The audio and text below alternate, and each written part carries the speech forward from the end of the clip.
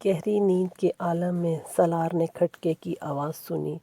پھر وہ آواز آہستہ آہستہ دستک میں تبدیل ہو گئی، رک رک کر مگر مسلسل کی جانے والی دستک کی آواز۔ وہ اندھے منہ پیٹ کے بل سو رہا تھا۔ دستک کی آواز نے اس کی نیند توڑ دی۔ وہ اٹھ کر بیٹھ گیا اور بیڈ پر بیٹھے بیٹھے اس نے تاریکی میں اپنے چاروں طرف دیکھنے کی کوشش کی۔ خوف کی ایک لہر اس کے اندر سرایت کر گئی۔ وہ آواز کھڑکیوں کی طرف سے آ رہی تھی، یوں جیسے کوئی ان کھڑکیوں کو بجا رہا ہے، مگر بہت آہستہ آہستہ، یا پھر ان کھڑکیوں کو ٹٹولتے ہوئے کھولنے کی کوشش کر رہا تھا۔ سالار کے ذہن میں پہلا خیال کسی چور کا تھا۔ وہ سلائڈنگ ونڈوز تھیں اور بدقسمتی سے وہاں کوئی گرل نہیں تھی۔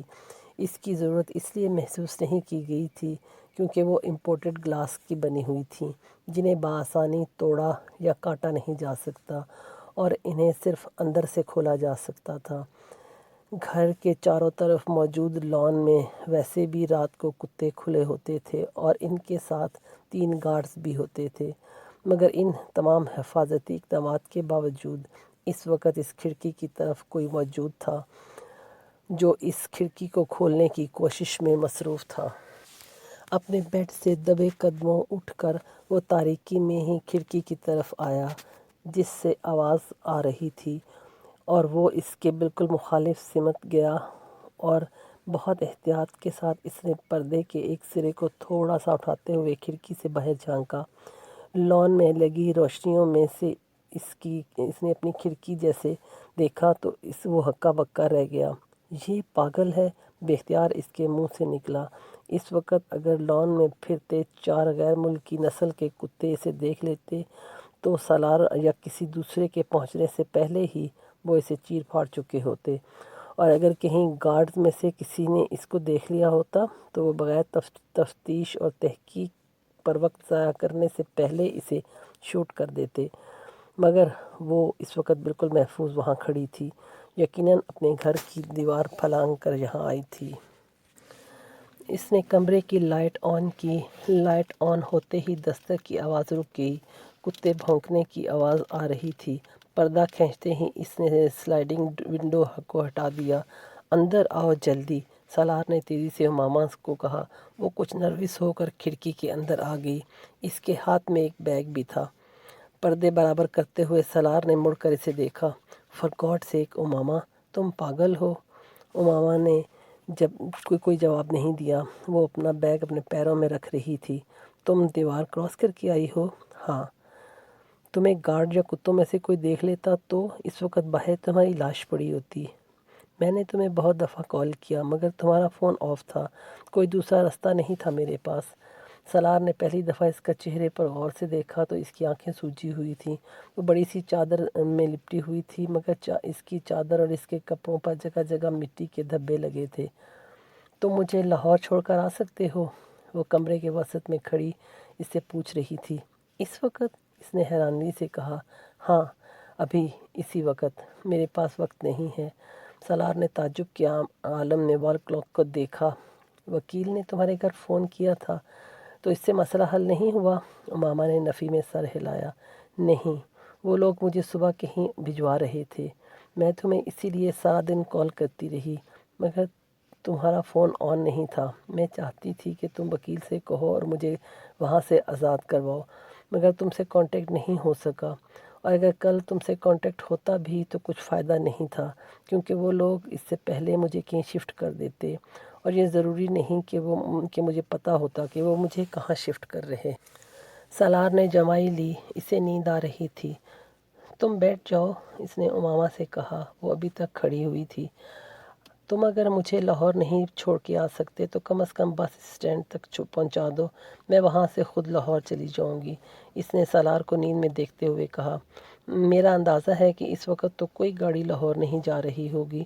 میں تمہیں صبح، امامہ نے اس کی بات کاٹ دی۔ نہیں، صبح نہیں، میں صبح تک ہونے سے پہلے یہاں سے نکل جانا چاہتی ہوں۔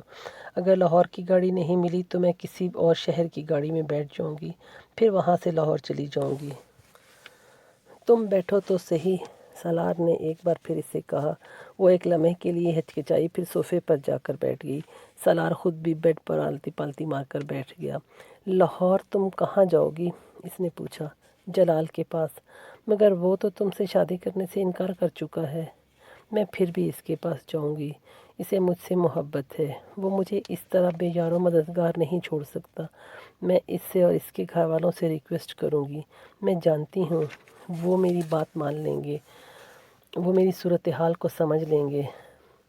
مگر اس نے تم سے شادی کر چکی ہو۔ اچانک امامہ کا چہرہ اتر گیا۔ پیپر میرج ہے وہ۔ میں نے تمہیں بتایا تھا کہ میں مجبوراً نکاح کر رہی ہوں، شادی تو نہیں ہے یہ۔ وہ پلکیں جھپکائے بغیر گہری نظروں سے اسے دیکھ رہا تھا۔ تم جانتی ہو میں آج لاہور گیا تھا جلال کے پاس۔ امامہ کا چہرہ ایک دم بدل گیا۔ تم نے اسے میری پریشانی اور صورتحال کے بارے میں بتایا؟ نہیں، سالار نے نفی میں سر ہلایا۔ کیوں؟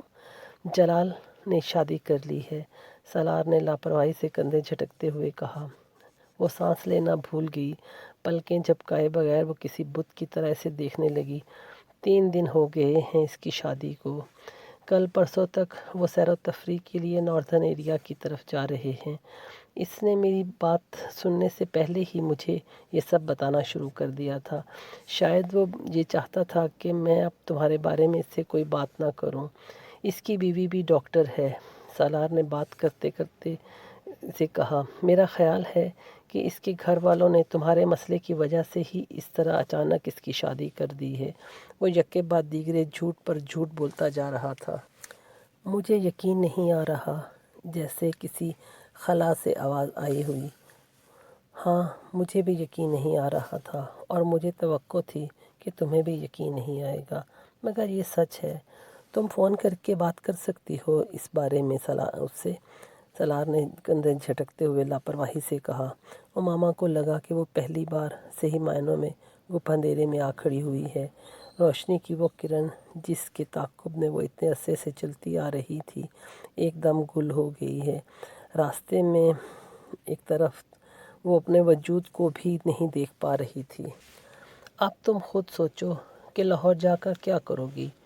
وہ تو اب تمہاری کوئی مدد نہیں کر سکتا، اور نہ ہی اس کے گھر والے تمہیں پناہ دیں گے۔ بہتر ہے کہ تم گھر واپس چلی جاؤ۔ ابھی تمہارے گھر والوں کو پتہ نہیں چلا ہوگا۔ امامہ نے کہیں دور، بہت دور سے سالار کی آواز سنی۔ وہ بہت کچھ سمجھنے کے انداز سے بھی اس کے چہرے کو دیکھ رہی تھی۔ مجھے لاہور چھوڑاؤ، وہ بڑبڑائی۔ جلال کے پاس جاؤ گی؟ نہیں، اس کے پاس نہیں جاؤں گی، مگر میں اپنے گھر میں واپس نہیں جا سکتی۔ وہ یکدم صوفے سے اٹھ کھڑی ہوئی۔ سالار نے ایک لمبا سانس لے کر اس کو بھری نظروں سے دیکھا، اور پھر وہ گیٹ کی طرف چلا گیا۔ میں خود گیٹ کی طرف چلی جاتی ہوں، تم صرف چوکیدار سے کہو کہ وہ مجھے باہر جانے دے۔ اس نے بیگ اٹھایا۔ تمہیں اندازہ ہے کہ یہاں سے بس اسٹینڈ کتنی دور ہے؟ اتنی دھند ہے اور اتنی سردی، تم پیدل وہاں تک کیسے جاؤ گی؟ جب اور کچھ نہیں رہا میرے پاس تو یہ دھند اور سردی میرا کیا کرے گی؟ سالار نے اسے گیلی آنکھوں کے ساتھ مسکراتے ہوئے دیکھا۔ وہ اپنے ہاتھ کی پشت سے اپنی آنکھوں کو رگڑ رہی تھی۔ سالار اس کے ساتھ کہیں جانے کا ارادہ نہیں رکھتا تھا۔ لاہور تو دور کی بات ہے، وہ اسے ابھی بس اسٹاپ تک بھی نہیں چھوڑ کے آنا چاہتا تھا جس لڑکی کو وہ ناپسند کرتا تھا۔ ٹھہرو، میں چلتا ہوں تمہارے ساتھ۔ وہ نہیں جانتا کہ اس کی زبان سے یہ جملہ کیسے نکلا۔ امامہ نے اسے ڈریسنگ روم کی طرف جاتے دیکھا۔ وہ کچھ دیر بعد نائٹ ڈریس اتار کر جینز اور سویٹر میں ملبوس باہر آیا۔ اپنے بیڈ کی سائڈ ٹیبل سے اس نے چین اور گھڑی کے ساتھ پڑا ہوا اپنا والیٹ بھی اٹھایا۔ امامہ کے قریب آ کر اس نے بیگ لینے کے لیے ہاتھ بڑھایا۔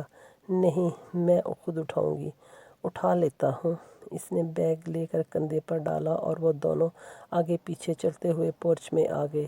سالار نے اس کے لیے فرنٹ سیٹ کا دروازہ کھولا اور بیگ کو پچھلی سیٹ پر رکھ دیا۔ گاڑی گیٹ کی طرف آتے دیکھ کر چوکیدار نے خود ہی گیٹ کھول دیا، مگر اس کے قریب سے گزرتے ہوئے سالار نے اس کی آنکھوں میں اس حیرت کو دیکھ لیا تھا جو اس کی نظروں میں رات کے اس وقت فرنٹ سیٹ پر بیٹھی ہوئی امامہ کو دیکھ کر آئی تھی۔ یقیناً وہ حیران ہوا ہوگا کہ وہ اس لڑکی اس وقت اس گھر میں کہاں سے آئی۔ تم مجھے بس اسٹینڈ پر چھوڑ کر آؤ گے؟ مین روڈ پر آتے ہی امامہ نے اس سے پوچھا۔ سالار نے ایک نظر اس کو دیکھا اور کہا، نہیں، میں تمہیں لاہور لے جا رہا ہوں۔ اس کی نظریں سڑک پر مرکوز تھیں۔